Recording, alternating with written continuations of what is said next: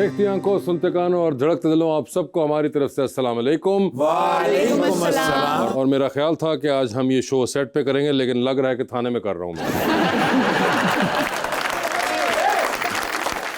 भाईजान मैं आज कोई जुगत शुगत कोई नहीं करनी। क्यों? देखो तो सही, इज्जत तो करनी चाहिए, लेकिन वासे भाई जनाब नहीं पढ़े लिखे आदमी ने माशाल्लाह। 3 जने मोटरसाइकिल से जा रहे थे, पुलिस वाले ने हाथ देता तो उन्होंने कह रहे वो साढ़े को जगह नहीं है। ये बुलाते अपने आज के मेहमानों को। दोनों हस्बैंड एंड वाइफ जो हैं फिलैंथ्रोपिस्ट हैं और साथ ही साथ साहब जो हैं वो पुलिस एकेडमी के अंदर कमांडेंट भी हैं। आप सबकी तालियों में मिस्टर एंड मिसेस DIG महबूब लिल्ला।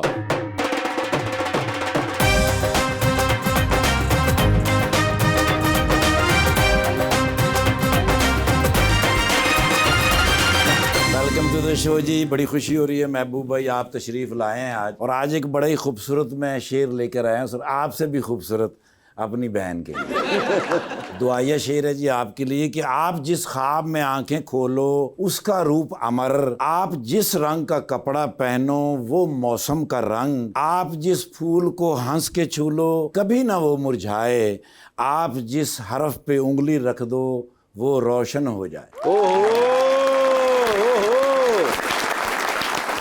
वो बात बात पे उलझा के झूठ बोलता है, बड़ा ज़हीन है समझा कर झूठ बोलता है, खबर नहीं क्या बनेगा मेरी जिंदगी का, वो मेरे सर की कसमें खाकर झूठ बोलता है। My God.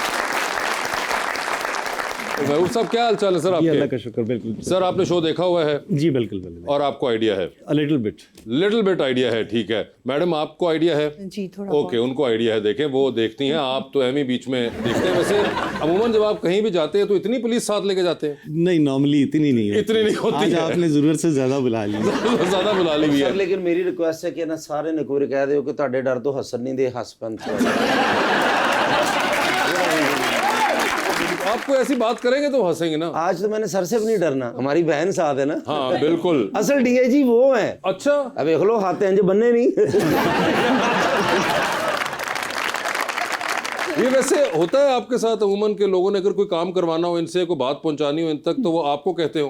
वो खुद ही इतने कोऑपरेटिव हैं और खुद ही इतने स्वीट हैं कि उनसे ही पहले कहते हैं। हाँ वैसे ये तो है, ये आमतौर पे जिस किस्म के पुलिस वालों का आने की नौबत ही नहीं आती। अच्छा नहीं आती है, क्योंकि इमेज जो बना होता है पुलिस वालों का उससे आप काफी मुख्तलिफ हैं। आप तो अब माशाल्लाह टीवी में बता भी देते हैं कि खर्चा कितना महीने का।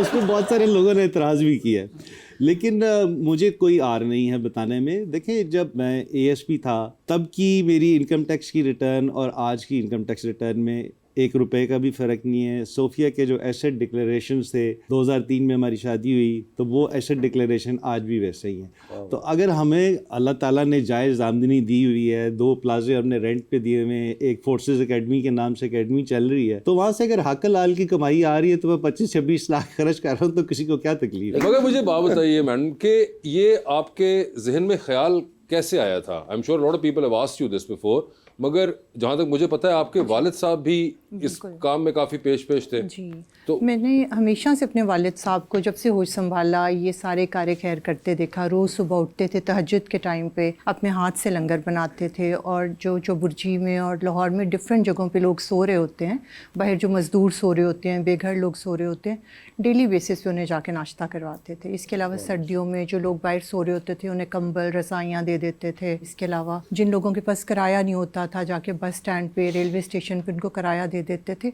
तो वो ये चीज़ें डेली बेसिस पे किया करते थे और ये उनके लिए कोई अलग चीज़ नहीं थी मतलब। और मैंने जब से होश संभाला उन्हें डेली बेसिस पे ये चीज़ें करते हुए देखा और इसमें कभी वो नागा नहीं करते थे। उनका हमेशा ये कहना होता था कि वो लोग इंतज़ार कर रहे होते हैं, वो नाश्ते का इंतज़ार कर रहे होते हैं, और जब भी मज़दूर लोग सुबह पेट भर के नाश्ता करके अपने काम पे निकलते हैं तो सारा दिन कमाई करके कुछ ना कुछ वो खा सकते हैं, बट जब सुबह उनका पेट भरा होगा तो एटलीस्ट वो काम बहुत आराम से कर सकते हैं।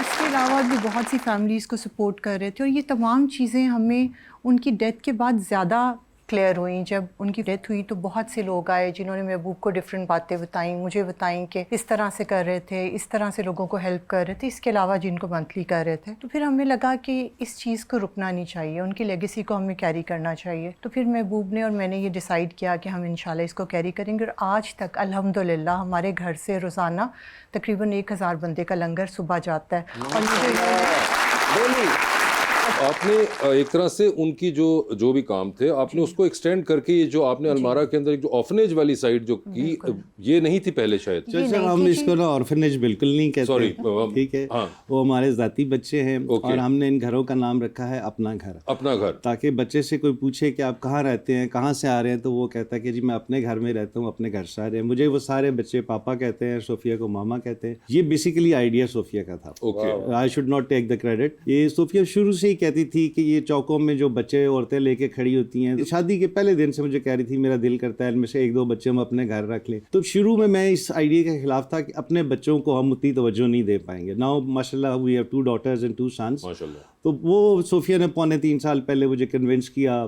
तो देन आई गॉट कन्विंस्ड कि जी ये करने वाला काम है। हमने एक घर से शुरू किया और पहले 3 बच्चे हम चाइल्ड प्रोटेक्शन ब्यूरो से लाए जिनका कोई माँ बाप नहीं था। उनको नादरा में हमने अपने नाम से रजिस्टर कराया है। नादरा में एक ऑप्शन होती है रूहानी वल्दियत। तो जो लावारिस बच्चे होते हैं, मसलन जो 3 न्यू बॉर्न बेबीज़ हमें साल पहले मिले थे, 2 बच्चियाँ DPO कसूर को मिली थी, एक बच्चा DC ननकाना को मिला था, 6-6 8-8 घंटे के थे। आज माशाल्लाह वो 1 साल के हो गए हैं और हमारी जो बेटी है उसने उनको अपने घर में अपने कमरे में शिफ्ट किया हुआ है। तो क्योंकि हमारे पास कोई नर्सरी नहीं थी माशाल्लाह।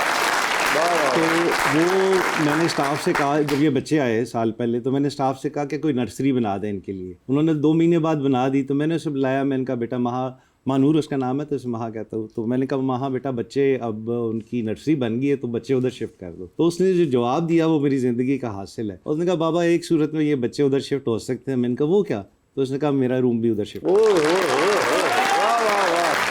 तो वो अल्हम्दुलिल्लाह 3 बच्चे अब हमारे घर में पाल रहे हैं, साल के हो गए हैं माशाल्लाह। तो अभी हमारे पास लाहौर में कैवलरी ग्राउंड में और DHA में 12 घर हैं और 250 बच्चे हैं जिनमें फ़ीमेल बच्चियाँ भी हैं और एक घर में 20 क्रिश्चियन बच्चे भी हैं। इन 12 घरों में उनके अपने गार्डियंस भी हैं जो डेली उनके ऊपर चेक रखते हैं? मैडम हमारा बड़ा ऑर्गेनाइज किस्म का सिस्टम है। 5 बच्चों के ऊपर एक मेड होती है, 10 के ऊपर एक मदर मेड होती है। तो प्रॉपर जो घर वाला एनवायरनमेंट होता है, सेंट्रली एयर कंडीशन, किचन साफ़ सुथरा, जिस तरह एक आम नॉर्मल अच्छा खुशहाल घराना होता है उस तरह से वो बच्चे रह रहे हैं। और हमारा अपना स्कूल है अलमरा ग्रामर स्कूल, ये बच्चे सारे वहाँ पढ़ने जाते हैं। और लोकल कम्युनिटी के बच्चों के लिए हमने फ़ीस रखी है सिर्फ 2000। बाकी जो स्कूल है आजकल वो 40,000 पर मंथ ले रहे हैं, तो हमने 2000 फ़ीस रखी है। और ये बच्चे क्योंकि आजकल स्कूलों में ग्राउंड्स का रवाज कम है, तो ये बच्चे शाम को कज़ाफ़ी स्टेडियम जाते हैं, कुछ हॉकी खेलते हैं, कुछ फुटबॉल खेलते हैं, कुछ क्रिकेट खेलते हैं। मगर मुझे एक बात बताएं, वैसे एक चीज़ सबके people from the forces, whether it's police force even, वो इतने आउट देयर नहीं होते। आपने ये बहुत ज़्यादा एक चीज़ को आप कह लें मोल्ड को ब्रेक किया या उससे कन्वेंशन से निकल के बाहर, you are always there in the media, आप नज़र भी आ रहे होते हैं और मोर सो आप यूनिफॉर्म में नज़र आ रहे होते हैं। अगर गलती से कभी कोई पुलिस वाले की तस्वीर भी आती है किसी ज़ाती फंक्शन के ऊपर तो वो नॉर्मल कपड़ों में, वो भी बहुत रेयरली होता है।